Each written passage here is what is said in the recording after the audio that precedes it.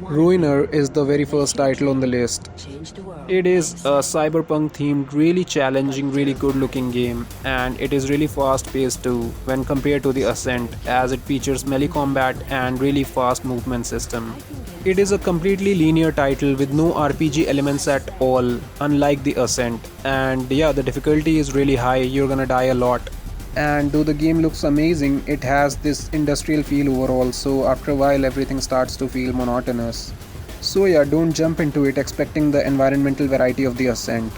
But yeah, this title does have one advantage over the Ascent, which is a good story. If you loved the Ascent, chances are you're gonna like this one too. The second title is a PlayStation exclusive, Alienation, released in 2016. The setting is really simple, aliens have invaded Earth and you've gotta fight back. The gameplay is buttery smooth and the looks are fantastic. You get a story mode with local co-op as well as a multiplayer mode. 3 different character classes, each with its own unique weapons, movement mechanics and abilities, and all of them can be leveled up. You've also got skill trees with various active and passive abilities and whatnot. Then after completing the main story, you get special assignments, and you can unlock a ton of really cool stuff by completing those. Then you also unlock the ability to play through really challenging procedurally generated levels set in the alien spacecraft.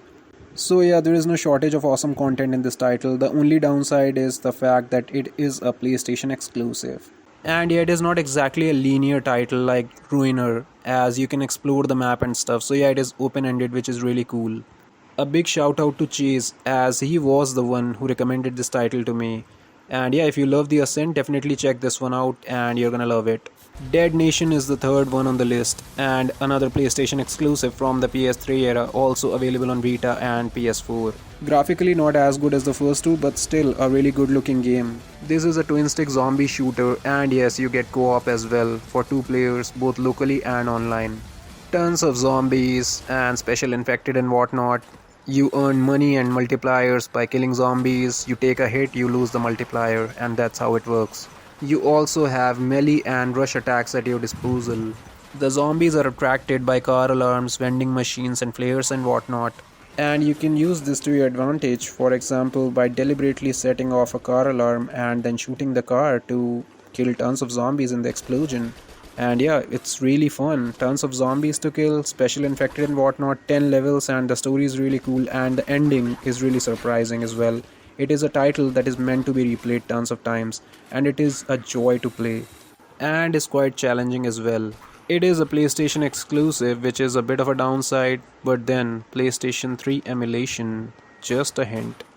So yeah, totally worth checking out. Thunder Tier 1 is the 4th title on the list, and it is a PC exclusive. This game gives you single player campaign with co-op support for up to 4 players and then a multiplayer mode as well. The game is set in the 1990s, and the campaign, it doesn't have a clear-cut storyline. Instead it has 9 missions, and the objectives in those missions, they are kind of similar, but the gameplay is really interesting and the game looks really cool, and it has tons of guns. If you are playing solo, you get AI teammates and they are okay at reviving you and supporting you and stuff, but this title is meant to be played in co-op. You can assign designations to your teammates, and then you can customize your loadouts, and you have access to gadgets like claymores, landmines, and cameras and whatnot. The gunplay is really fun, and the guns, they sound amazing. If you want grounded and realistic twin-stick shooter gameplay, then this title is totally worth checking out. Killzone Liberation is the 5th and final title on the list, and yeah, it is a PSP game from 2006, but it is a masterpiece. This game is the reason why I love the Ascent so much. This is the game that got me into twin-stick shooters. It looks pretty cool for the time it came out in, and has some really cool ragdoll physics, and the sound design is amazing. The guns, they sound fantastic, and the enemies, they sound downright menacing, and there is a wide variety of enemies, and they are really tactical in their behavior, which makes this title so much fun to play.